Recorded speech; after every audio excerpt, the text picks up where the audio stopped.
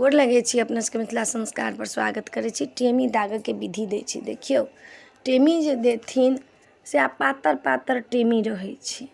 टेमी जे रहे छी से पातर पातर रहे छी। कलावा में से देखे पातर धागा छोड़े नहीं रहे छी। ओमे घी में भुरकायल रहे छी। आ उहे सासुर से लाल धागा उजर लक नहीं होइ छै। लाल धागा रहे छै सुत्ती के। लाल धागा रहे छै।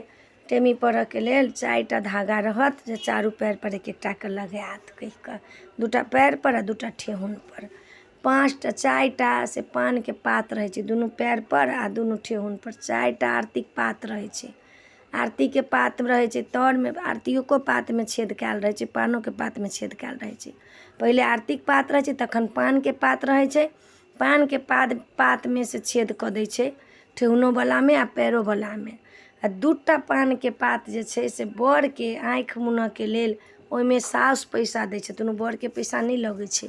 साउस पाई दै छै आ पाछा से बर के धोती कुर्ता पाग डोपटा सब लोग दै छै। धोती कुर्ता नहियो पहिरले तखन विधि के लेल धोती कुर्ता पहिरी पड़ै छन। काजर सिंदूर उनको हेतन चानन काजर पाग डोपटा लऽ कऽ ओइ दिन बैसथिन। जखन कनिया बैसथिन पूजा करला तखने बैसथिन। गौर पूजथिन कनिया तो फूल देथिन बेलपत्र देथिन जल देथिन।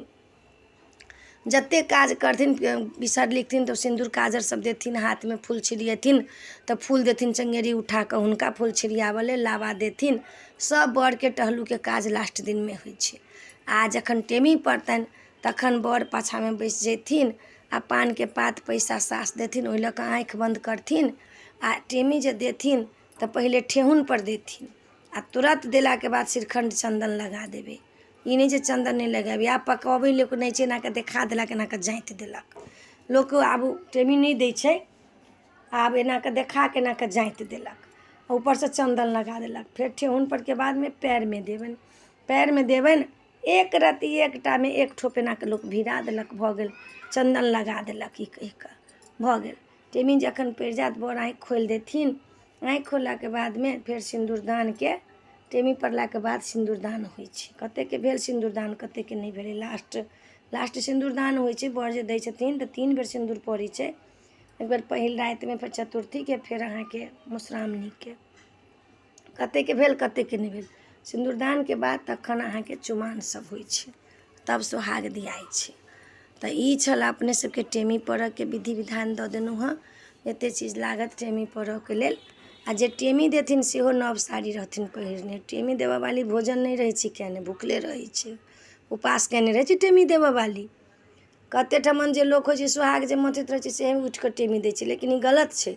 सोहाग तो लास्ट में बटाई छै जहन सब भ जाय छै विधान जहन खोइच कनिया के पड़े लगे छै तखन सोहाग बटाई छै। आब तखने सोहाग रहती मथे त तुरंते टेमी देती त ई त आधे काज भेलै नहीं। सोहाग मथाई छै अहाँ के लास्ट तक मथाइते रहे छै टेमी तेमी पड़ जाय छै चुमान तुमान भए छै तखन सोहाग वाली उठे छै। तो नए साड़ी रहथिन पहिरने उपास रहथिन केने। तो अपने सबके टेमी के विधि द देनु हँ। नीक लागत चैनल सब्सक्राइब करब लाइक करब कहऽ के नहीं बिसरब। जय मिथिला जय माता जी।